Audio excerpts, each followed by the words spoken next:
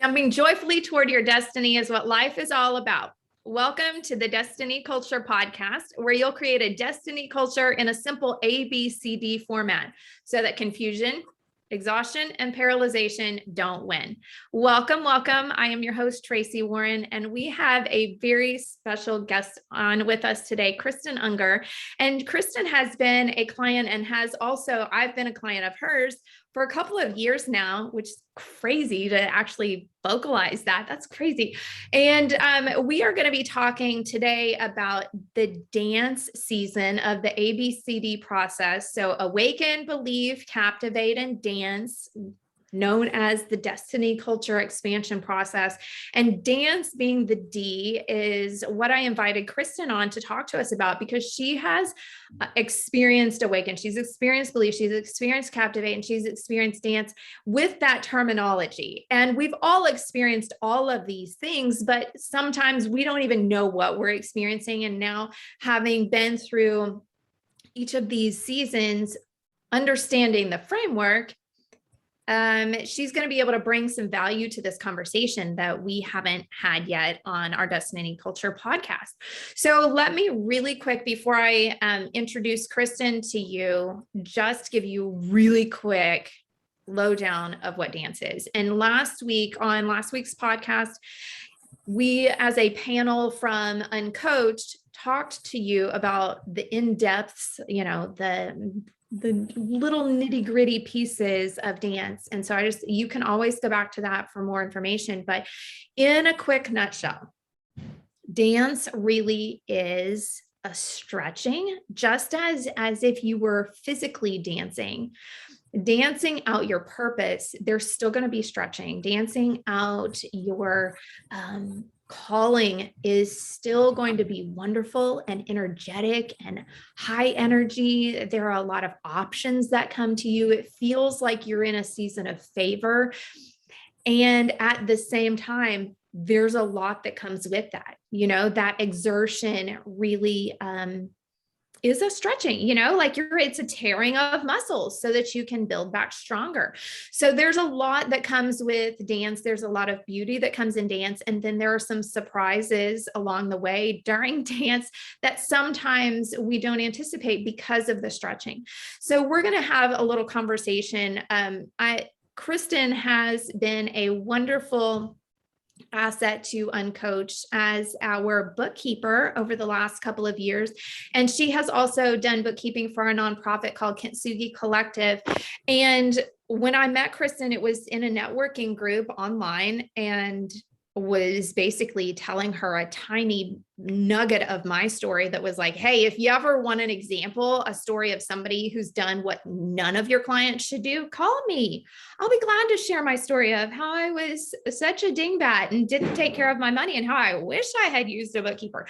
And so we actually did get on the phone, and I shared more of my story with her. And she was, I think at the time you had just maybe finished her certification or something like that, and we're just baby stepping into having a business of your own. Kristen, why don't you tell them, just kind of outside of business even, who are you? Where are you located? What is unique about you and your family setting? And anything else fun and quirky that you would like our listeners to know? Okay, well, I am from Kristen, and I live in Madagascar because my husband is a missionary pilot. And so that is what brings us here, and it is a joy to live here, to support him in that work. And we have 3 kids. They are 11, 9, and 7, which is such a fun age. And yeah, I have a bookkeeping business. I'm a bookkeeper, and it's just been so fun and such a blessing to be able to do that from here, to be able to connect online with people like Tracy. And I love that I can be here, be involved here, but also be connected with Christian women in business around the world. It's just such a blessing. I love it. Yeah. And it has been something that certainly, just because you're on the dance category podcast, that doesn't mean that it came easy for you.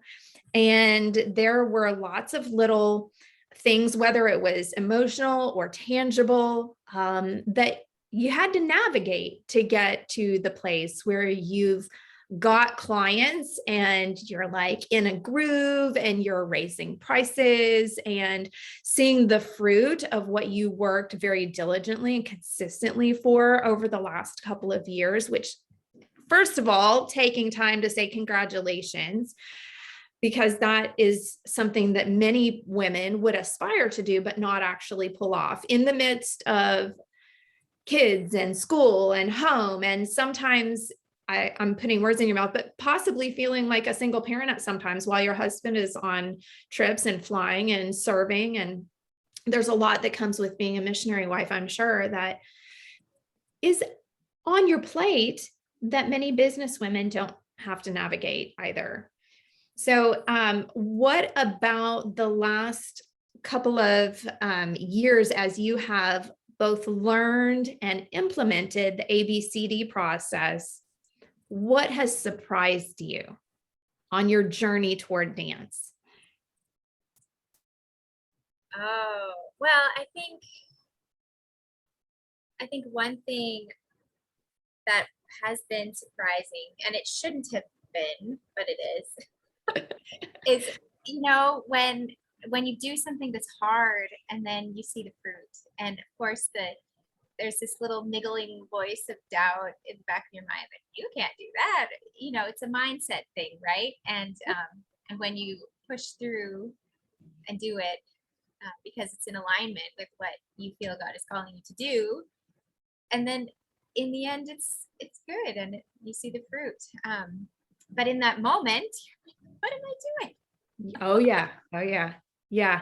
And I don't know that ever fully just goes away. Like as you step into new levels, it's like there again, what on earth am I doing? And now moving into dance, I know that is there again. Like there's probably some version of that in Awaken and Believe. You know what I mean? Like the question may shift slightly, but there's going to be some little niggly question that comes into play with each one. And now when you're in dance, and when I'm talking about this with Kristen and saying in dance, what we mean really is that she sat with the Lord. She knew that she wanted to move into bookkeeping. And yet there was resistance that came. So as we moved into that belief season, we're working through this resistance. Like, well, what are people going to think of me? Can I actually do this? What were some of the other questions that you had to work through that you can think of that came up, the resistance? Yeah, even just like, can I run a business? Can I have, because there's the bookkeeping side, but then it's also a business. It's an online business. And what does that look like as a missionary wife? What does that look like just as a woman who hasn't specifically trained in business? I think sometimes we forget going into a business that we are focused on what that actual service is or whatever the business is providing. But then there's the whole other side of like marketing yourself and keeping track of your own finances and all of those other things that are part of a business. So there were a lot of limiting beliefs to go through there. Yeah. Well, and I remember figuring out, just the second guessing of who am I supposed to serve? I could be a bookkeeper for anybody on the planet, but God, who is it that you want me to serve? And then how does that look in my marketing? And so all of these questions come up regardless of what field you're actually in. It's the same general stuff that we're working through, so there's that resistance that we moved through in the Believe season, and then moving through Captivate. That is more of a dry season where it feels like you're doing all the right things. It seems like you've overcome the inner hurdles, but you're not yet seeing the fruit. And then it's like, well, what is this? Okay, Lord, am I supposed to be doing this? Yes, I'm pretty sure I heard you correctly. And then so moving then into dance where the initial goal set out has been met. those initial baseline goals of, okay, I'm going to be a bookkeeper and I'm going to gain this number of clients. Okay, we're there now. I can dance, I can celebrate.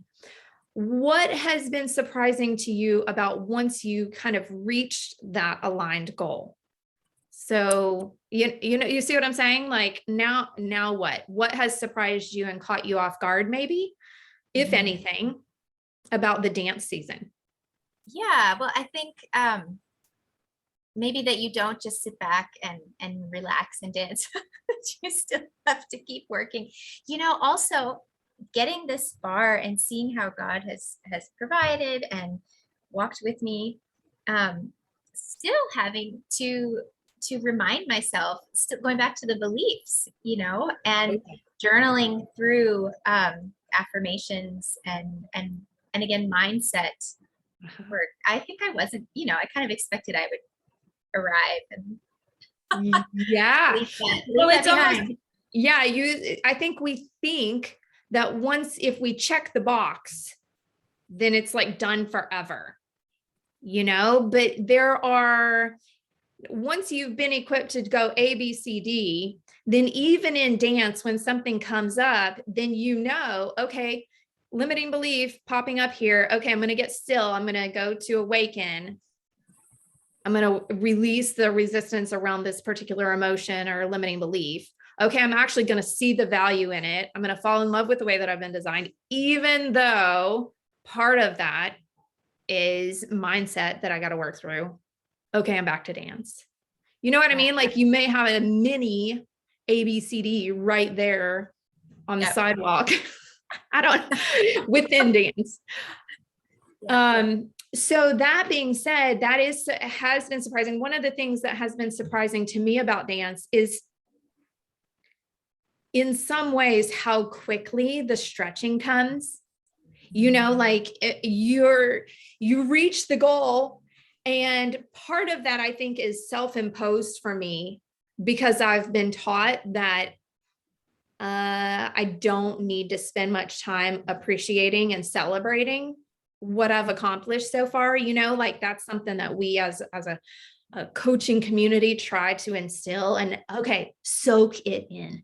Take a minute and actually soak in how amazing this is that you got to this point. But we're so taught that we're so taught the hustle mentality, that we don't even take a second to appreciate and celebrate where we've been. But that's very much part of the dance process. And so some of that has been self-imposed, but then moving on to see, okay, here I am. This brings new problems. This level brings new challenges. This level brings new opportunities, which means now I've got additional choices. It's all part of dance, but it's very much a stretch, like it is stretching us, and the stretching and the growth doesn't stop when you get to dance by any means. It's just at a different level. Wouldn't you agree? Yeah. Yep. That has been my experience. It just keeps going. It keeps going. And so for you, I know we've had conversations off this podcast where now that you've gotten there, it's like, okay, God, where do you want me to go from here? Now I see that I may have been set up to be able to lean in this direction. Yeah. Well, that's going to require its own ABCD. You know what I mean? And so it takes you, it's so cyclical for sure. Now you're met with options, which for some people can lead to overwhelm, right? And regardless of whether we process it as overwhelm or not, our next step is to go back to awaken. So for you, that has opened up new doors of opportunity. And now sitting with the Lord and assessing, okay, where am I going from here? Yeah, exactly. How does that feel to be making that transition from dance back to awaken? Well, I think it comes with some excitement because, or I don't know, less trepidation than at the beginning because I've been through the process. So yeah, it feels good and exciting rather than just kind of overwhelming. Yeah. Or scary. Yeah. Yeah, exactly. Fearful of the unknown. The thing that I look forward to now is that it's not as uncomfortable to sit and be still now, because I know that it's leading to something beautiful. I was such a doer and such a worker, such a hustler before, all of this came about, that for me to sit still was a very scary thing.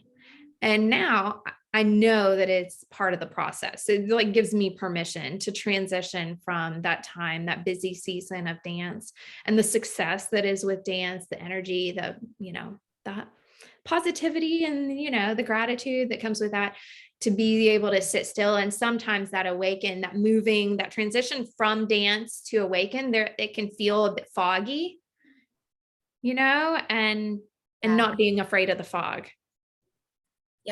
Yep, that makes sense. And knowing that it's time to sit and be still and listen, but it's not going to be that way forever. Like you said, it's leading somewhere. Right. Yeah. Right. Well, and I think it seems like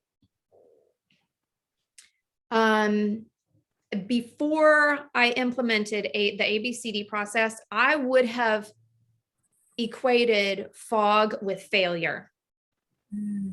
If I wasn't clear on something, then it meant that I couldn't be successful. And now I know that it's the fog, the lack of clarity, especially in those transitions between A, B, B, C, D, A. That's part of the process too. So I don't have to process that internally and make that emotion mean something bad, because it's not bad. Yeah. So then how do you feel like the ABCD process for you equips you, or why do you find that you go back to it? Well, it's helpful. I think, like, for example, we've talked a bit about limiting beliefs. I think it's helpful to have that to fall back on, that framework when something comes up that kind of hits you or seems like, whoa, I got to deal with this before I can keep going with the rest of dance. It's helpful to go back and do that awaken, sit with it, what's going on. It just gives me a framework to kind of deal with whatever comes up. Yeah. Yeah. Before we started, hit record, I was saying that for me, it provides a level of hope that says, okay, I know that where I am right in this moment, as uncomfortable as it may be, I know what comes next. I know I'm not going to be in this place forever. I remember, it's been a long time ago, I remember having some minor surgery, and my mom, was like holding my hand while I was in the surgery bed before surgery. And she was like, pain is only temporary. So this framework really helps me embrace that says, whatever I'm experiencing now, it really truly is only temporary, and it's serving me well. So I can appreciate it, which means I don't have to beat myself up. I don't have to shame myself. I don't have to have grief around it, and that's what makes our lives so stressful anyway, to begin with, is what we make everything mean. Right? Yes, and that takes so much mental space. When we stop and analyze each thing that comes up and try to figure out what to do with it, it takes a lot of mental energy and time. It's really helpful not to have to do that. Yeah. So share with us a little bit about where your bookkeeping business is now, and sort of what you feel like you bring to the table because of all these different things that you've experienced that maybe Joe down the street doesn't. Okay. In his business. Yeah, well, I guess I guess I can't speak for Joe down the street, but I really enjoy I really, really enjoy my clients. And I just love serving their businesses and bringing clarity to their finances. I had a client recently say, I had just caught up her books for 2021, and she just said, I feel so much lighter. Thank you so much. And just that sense of bringing something to the table that helps the other person, the business owner, feel relief and joy. I just love that. So yeah, I do monthly bookkeeping packages and catch up and clean up work, and have some that I'm training to do their own bookkeeping. And I think living overseas and being involved in missions, I think I do bring that to my business as well. And not all my clients are believers, but I believe that this is how I'm serving the Lord, and just doing my best for Him in this space, and bringing that service to my business that is just serving Him. Yeah. And trying to just be a light and love on my clients. Yeah. So. Well, and I will brag on you for a second, because I know that for somebody like myself that had gone through a lot of different intense financial trauma, we'll call it financial trauma even, because it really was traumatic for me to be in a place of debt and owing and not understanding, having a good handle on any of it, and not knowing where to begin, and knowing that I wasn't equipped, but I also didn't know what to do about it. Kristen has been a person who has been both, it's like a beautiful balance between grace and patience, as well as detailed hound dog, like it is, there's got to be this beautiful balance to care for the emotions of somebody like me who wants the best. I want the best for my numbers. I want the best for my business, but I also know that is not my passion. My passion is getting people the emotional results, and so I'm having to deal with all of my own emotions that come up in relation to this past debt. And now, thank goodness, have worked through so much of that, inner healing, but at the same time, wanting to grow something that is viable and secure, that isn't going to get me into trouble down the road.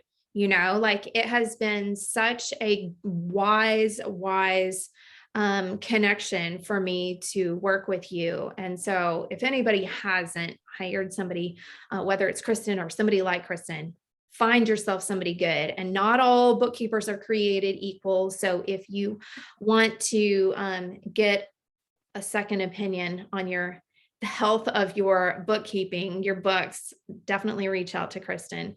Yeah, she's a beautiful, trustworthy human. So that being said, Kristen, as we wrap up, and you were thinking about this podcast, you're getting ready to be on a podcast and be interviewed for a podcast.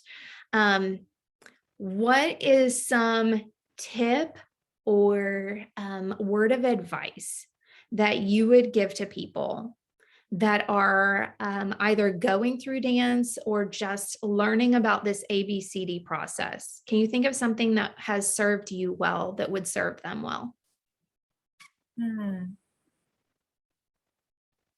I think it would be to lean into each season, whether it's dance or any of the other three as well. Just to don't rush, don't feel pressure to get to the next place. That would be my advice.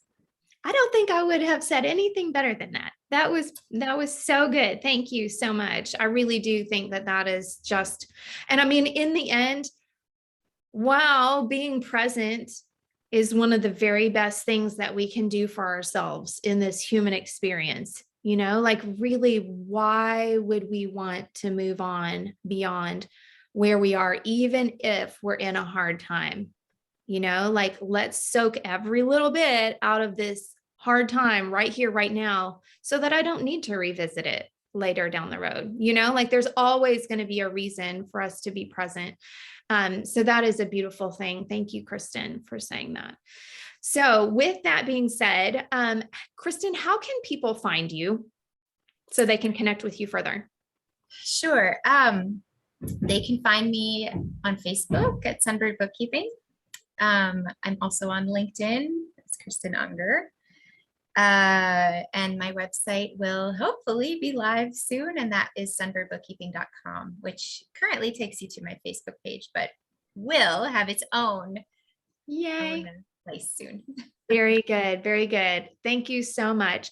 So thank you, Kristen, for joining us. And we thank you for all you listeners who are coming on this destiny culture journey with us. And right now, the best way to dig in a little bit deeper with us here at Uncoached is to join us on our Facebook, in our community at Materialize Impact on Facebook.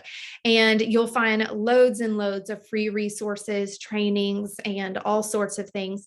Right now, with it being the beginning of 2022, there's also a 10-day show up video series that has been done that's about 10 to 15 minutes that you can play each morning for 10 days to start your day and your year with power.